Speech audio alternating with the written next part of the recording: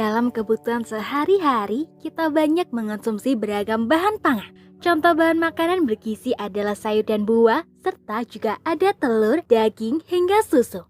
Namun, makanan yang bergizi bisa menyebabkan keracunan jika tidak diolah dengan baik.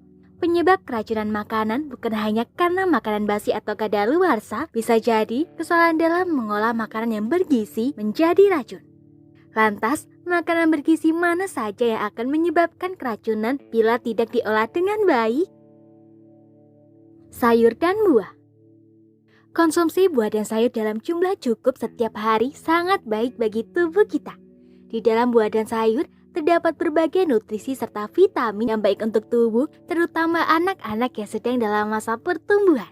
Namun kita harus hati-hati saat mengonsumsi buah dan sayur. Karena bisa saja buah dan sayur terkontaminasi beberapa bakteri yang menyebabkan keracunan.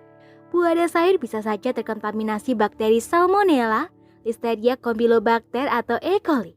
Biasanya, kontaminasi bakteri ini berasal dari tanah, proses penyimpanan, penjualan di pasar, atau bahkan pengolahan di dapur. Selain dari bakteri, buah dan sayur juga bisa menjadi penyebab keracunan dari pestisida yang digunakan untuk membunuh hama pada buah dan sayur. Nah, agar terhindar dari keracunan sayur dan buah, sebaiknya kamu selalu mencuci sayur dan buah sebelum mengonsumsinya. Selain itu, buang bagian kulit dan daging buah atau sayur yang sudah rusak, serta sebaiknya konsumsi sayur terutama kol, toge, dan sayur hijau lainnya dalam keadaan matang. Telur. Siapa yang suka makan telur mata sapi, telur dadar, atau telur rebus sebagai lauk saat makan? Telur adalah salah satu bahan makanan yang mudah didapatkan, mudah diolah, dan menjadi sumber protein yang baik selain daging. Meskipun menjadi sumber protein bagi tubuh, tapi telur ternyata bisa terpapar bakteri yang menjadi penyebab keracunan. Bakteri yang bisa terdapat di telur adalah Salmonella yang menyerang saluran usus dan menyebabkan penyakit salmonellosis yang menimbulkan gejala seperti muntah atau diare. Telur bisa terpapar bakteri Salmonella jika lingkungan sekitar petelurnya kotor dan menyimpan banyak bakteri. Untuk menghindari telur yang kita konsumsi terpapar bakteri Salmonella, sebaiknya kita membeli telur di tempat yang terpercaya dan perhatikan kondisi telur. Pilih telur yang cangkang atau kulitnya tidak rusak dan bernoda, serta pastikan kulit telur juga bersih. Cara lain untuk menghindari bakteri Salmonella yang ada di telur adalah dengan memasak telur sampai matang. Daging mentah. Tubuh membutuhkan asupan protein yang bisa didapatkan dari konsumsi daging, baik daging unggas maupun daging sapi. Nah, pastikan saat mengonsumsi daging, kamu memakan daging yang sudah matang seutuhnya. Daging yang masih mentah atau setengah matang bisa saja mengandung berbagai bakteri seperti E. coli, Salmonella, dan Yersinia yang menyebabkan keracunan.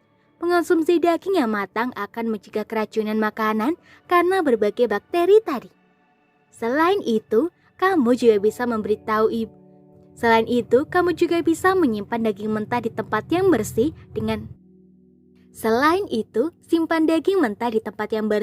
dengan udara dingin atau di dalam kulkas untuk mencegah pertumbuhan bakteri. Susu serta produk susu mentah. Saat akan mengonsumsi beberapa produk, baik itu makanan ataupun minuman, sebaiknya dikonsumsi dalam keadaan matang. Salah satu contohnya adalah susu dan produk susu lainnya yang sebaiknya dikonsumsi dalam keadaan matang. Susu yang baik untuk tubuh dengan kandungan kalsium, protein, dan nutrisi lainnya bisa menjadi beracun kalau diminum sebelum dimatangkan. Hampir sama seperti makanan lainnya, susu yang masih mentah bisa mengandung beberapa bakteri seperti Salmonella, E. coli, hingga Listeria Campylobacter.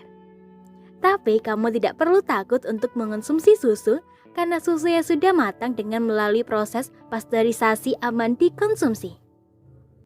Semoga informasi tersebut dapat bermanfaat. Jangan lupa untuk klik subscribe untuk mengetahui video terbaru dari kami.